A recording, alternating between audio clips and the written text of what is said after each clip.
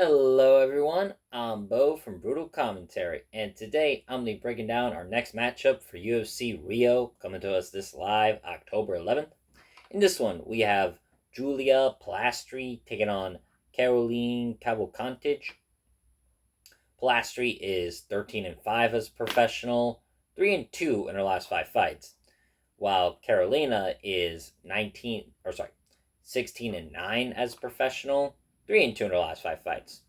For Polastri, she's 1-2 in the UFC right now, losing a decision to Josephine Knuston, which was a pretty good fight, or close fight, I should say. Then beats Corey McKenna via split decision, and then most recently in March, losing a decision to Lupita Godinez, where she did put it on her in the third round for sure. Meanwhile, Karolina was on a pretty good win streak at one point, 4-fight win streak, like submitting Felicia Harrington. And then of these three, which names include like Diana Balbita, Sylvia Gomez Javier, I believe is how you pronounce that. I apologize if I am wrong, sincerely. But like I said, she was riding a pretty good 4-fight win streak. Now she's riding a 2-fight skid where she loses to Yasmin Lucindo back at UFC 301, and then last year loses to Denise Gomes, who was just simply the harder puncher. So, looking overall at their skill sets, I'd say Polastri will be the better technical grappler overall on the mat. She has pretty good submissions so far of her. When you look at of her 13 wins, 7 of those are by finish. Is 4 knockouts, 3 submissions. I'd say her game is overall pretty well rounded. Don't really want her blocking the screen. As for Karolina, she's always been a pretty good volume striker. She doesn't really have much power. She truly does have pillow fist.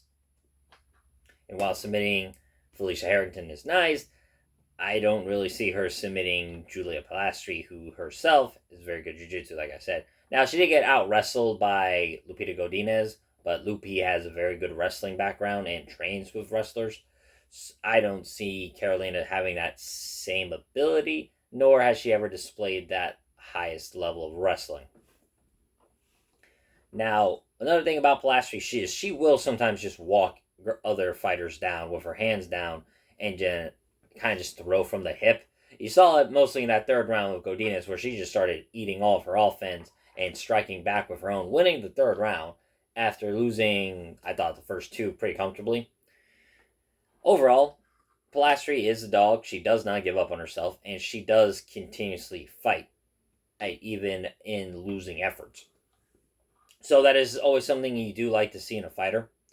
Now, as for Karolina, it was interesting because there was a point in time where it looked like any big moments of adversity would just kind of crumble her. I think it was especially when she lost to Jessica Andrade. But as of recent, and also, fighting lower level competition, has seemed to give Karolina at that time at least some new lease on life, and where she really started putting her skills together.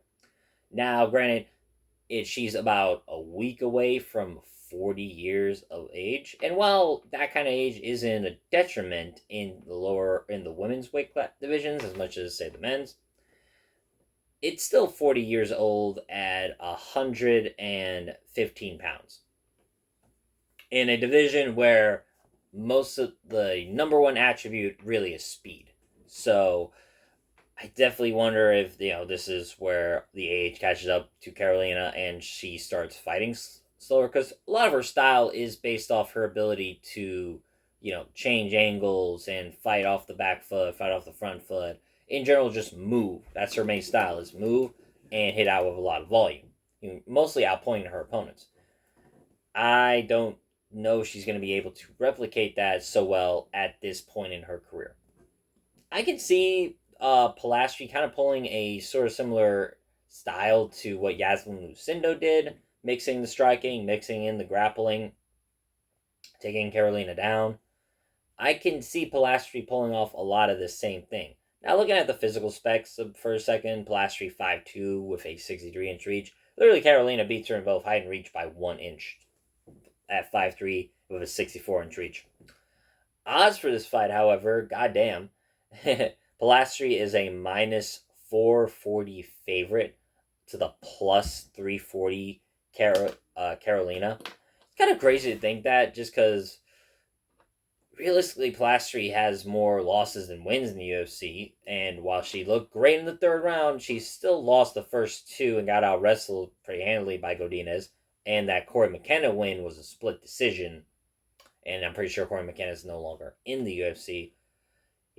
So, and she's taken on theoretically what's supposed to be her best opponent in the UFC, a former title challenger in Karolina. I just 4-1 favorite. You never like that, especially where I can see just a big upset with Karolina just being better on the feet than Polastri, hitting her, landing smarter shots, racking up points, and defending and or stuffing the takedowns, and overall just denying most of the grappling opportunity. But I think Polastri, with being the younger fighter at 27, being possibly the stronger athlete, and the overall better grappler, I think she's going to have a lot more moments once this fight hits the mat. I think she should be able to get Karolina down.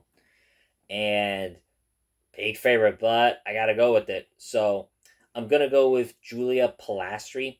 Like I said before, I always like to try and go for the pick fighters to go for the finish. You know, love violence. That's what you would hope for or in these fights. But I think in this one, I see it mostly going the distance. Karolina, even in like losing efforts, is a tough girl to get out of there. So I definitely think that she can survive to a decision. So I'm picking Julia Polastri, and I'm gonna pick her via decision. With that being said, that's been my breakdown to this fight. If you liked the video, comment and subscribe. Next up, we got Walter Walker versus Muhammad Usman, the Battle of Brothers, whose their literal brothers are fighting in the UFC. Go figure. Here, with that being said, I've been Bo from Brutal Commentary. Thank you all for listening. Take care.